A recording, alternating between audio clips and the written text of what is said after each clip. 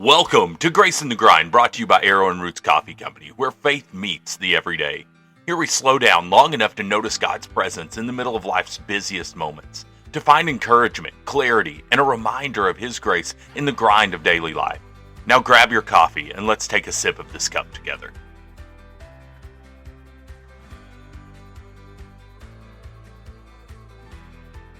Alright, quick pause before we get into today's cup. Because Grace in the Grind has officially crossed oceans. And I'm not exaggerating. We've got listeners in Germany, which feels very on brand. Always a smooth cup of coffee. Always efficient. Probably measured their coffee to the gram. And corrected my pronunciation while listening. We've got listeners in Kenya, which is humbling. Because that's elite coffee country. It's where it all began. Bright, complex, silky. They're probably listening like, interesting thoughts, Cody. Now let me show you how coffee is really done. Then we've got Italy. Not American Italian roast. People listening in Italy, I'm talking real Italian coffee over there. Rich, balanced, naturally sweet. The kind that makes you regret every gas station espresso you've ever had. We've had some listeners from Sydney and Brisbane, Australia. Hey, just checking in with you guys. And I haven't tried an Australian coffee brand yet, but I am always willing to try new coffee, especially if it comes with some good theology. We've got listeners in the UK, which means someone's hearing me talk about coffee while holding a cup of tea and silently judging it. And that's fair. I'll talk theology over a good cup of coffee, a hot tea, especially Earl Grey or English breakfast tea. Pretty great. And I wouldn't turn down a holiday blend or a winter tea with cinnamon or cardamom or cloves. And honestly, when the theological fellowship is good, I can be persuaded on the tea or coffee involved. Doesn't matter what kind at that point. And then we've got Canada. And let me tell you, Canadians know their coffee. But they're politely listening to the whole thing, just trying to be nice to me. I appreciate it. Now, here's the part that I really want you to hear. In the U.S. alone, this podcast has reached 22 states so far. From Arkansas to Washington, from California to New York, from Texas to Wisconsin. But here's the goal for Season 1. All 50 states by the end of the season. This is Episode 8. Including this one, we have 4 episodes left. So here's your assignment. Think of one friend who lives in another state. Or, if you're feeling ambitious, another country. And send them this episode. Text it, DM it, email it, carrier pigeon it. I don't care how you get it to them. Because if coffee can travel the world, and grace can meet us in the grind, this podcast can absolutely cross a few more state lines. Alright, let's get into today's cup.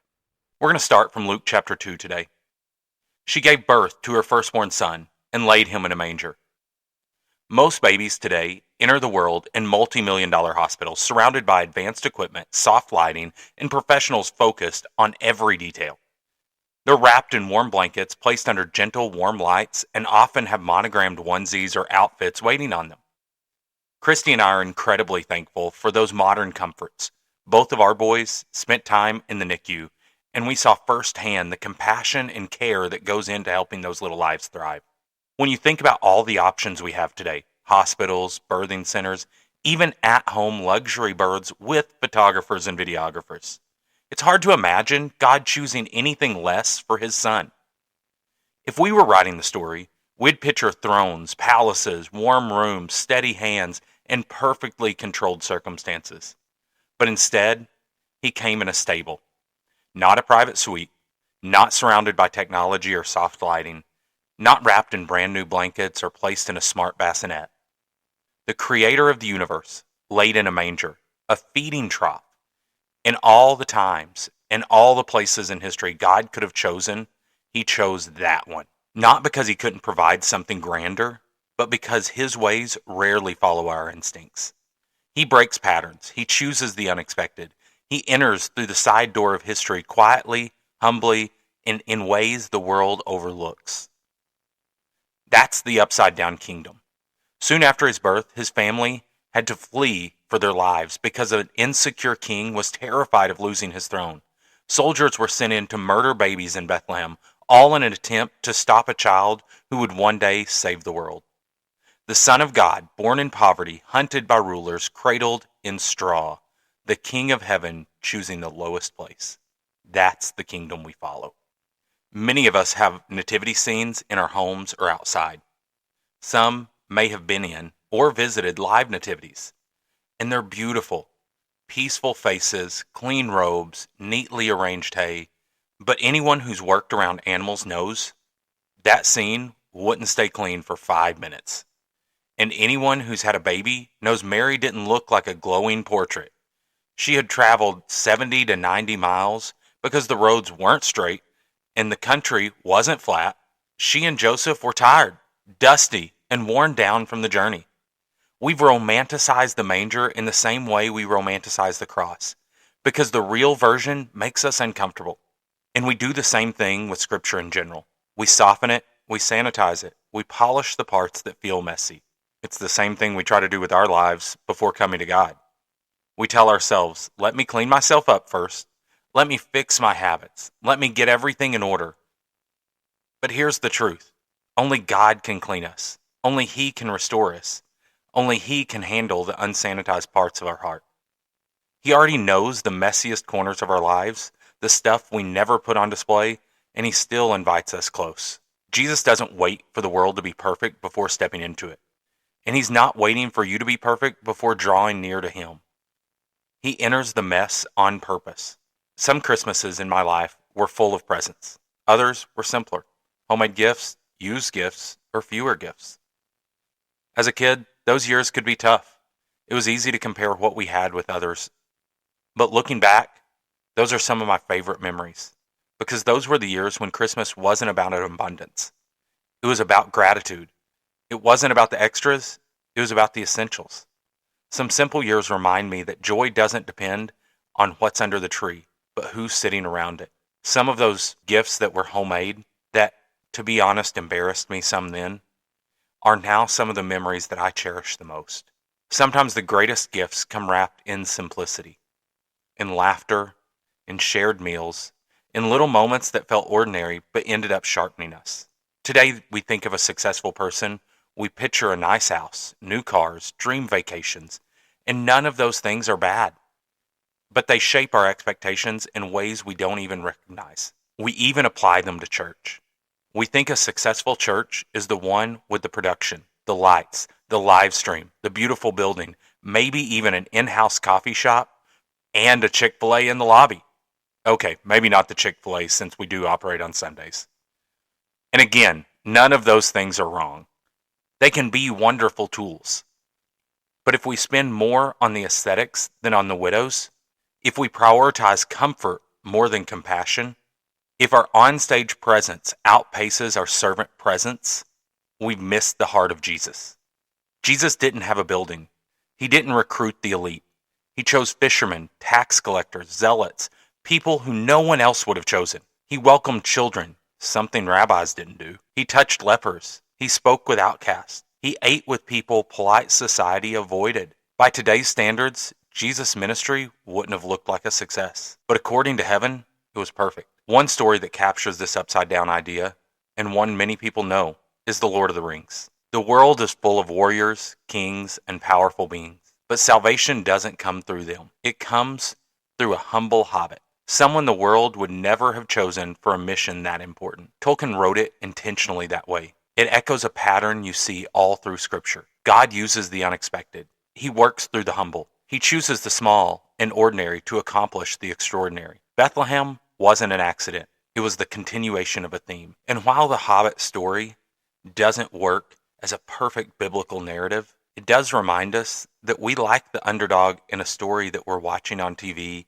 or reading in a book. But to depend on the underdog was something that was hard for the people who met Jesus face to face. Thinking about our view in the upside-down kingdom, sometimes good things exhaust us. Sometimes we pour ourselves into good things, paying the bills, working hard, serving at church, giving where needed, providing for our kids, improving our home, trying to be available to people. All good things, but when we try to carry them on our own strength, they become heavy. We become spiritually exhausted, not because we don't love God, but because we're trying to live for Him without living with Him. We start toiling instead of trusting, striving instead of resting, acting like we're providers instead of remembering the name Jehovah Jireh. God gives us the invitation in Matthew 11:28-30. Come to me, I will give you rest. My yoke is easy, my burden is light. He's not asking to quit our responsibilities. He's asking us to trust Him with them. To stop carrying weights He never asked us to shoulder alone. This idea isn't new to us. We see it all throughout Scripture. The upside down kingdom isn't new. You see it in the life of Joseph long before Jesus was born. Joseph was sold into slavery after sharing his dreams, something he probably should have kept to himself, honestly. But after that moment, you don't see him trying to boast about his status. In Potiphar's house, he served faithfully. He didn't scheme his ways to the top. He worked with integrity, and God honored that. Then came a false accusation. He lost everything. He was thrown into prison unjustly, painfully, and still, he didn't curse God. He didn't give up. He didn't become bitter. He continued to serve, to trust, to remain faithful. He interpreted a dream, thought he might be freed, and was forgotten. A couple years go by, and then, in God's perfect timing, Joseph goes from a prison cell to a position of power in a single day. God used a painful path to save nations, rescue a family, and bring himself glory. Joseph's life reminds us God often works in the low places before he lifts us up to the high ones. And sometimes the hardest seasons are preparation for the greatest purpose. Jesus didn't embrace humility one time. He lived it every day. The manger wasn't an exception or a sentimental detail. It was the pattern of his entire life. Philippians 2 says, he made himself nothing, taking the form of a servant. From his birth in Bethlehem to his death on Calvary, Jesus kept choosing the lower place. He didn't seek the spotlight. He withdrew to pray. He washed feet, the job of the lowest servant in the house. He touched the sick. He forgave sinners. He welcomed the broken. Hey, quick reminder before you go refilling your mug. If today's episode encouraged you, help us keep this thing moving. We're sitting at 22 states right now, which is incredible. But that still leaves 28 states just out there, not listening, minding their own business, completely unaware of what's going on. So send this episode to one out-of-state friend. Or, go bold, send it overseas. And who knows, maybe your share will be the one that fills in the next dot on the map. The manger and the cross stand at opposite ends of his earthly life, but they preach the same message. Our salvation came through humility, not power as we understand it. Through surrender, not status. Through love, not force. That's the upside-down kingdom. So as we enter this season, remember, his story didn't end at the manger. The light that broke into the darkness still shines today. Every time we choose humility, he is seen. Every time we serve quietly, his kingdom grows. Every time we love without recognition, his heart is revealed. The most powerful being in existence chose a manger, and he chooses to meet us in our humble places too. So here's the question for this week. Where is God inviting me to choose the lower place? Maybe it's patience with our kids. Maybe it's serving your spouse without being asked. Maybe it's being fully present with your family instead of striving for more.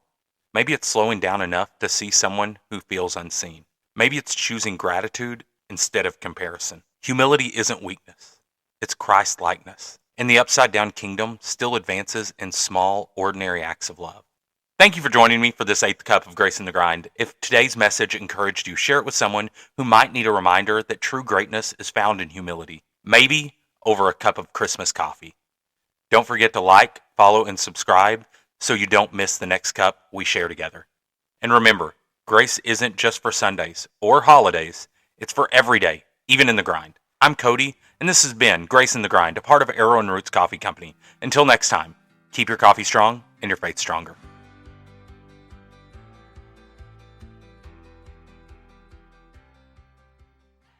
Why did the coffee look at the map? Why? Because he needed to go everywhere.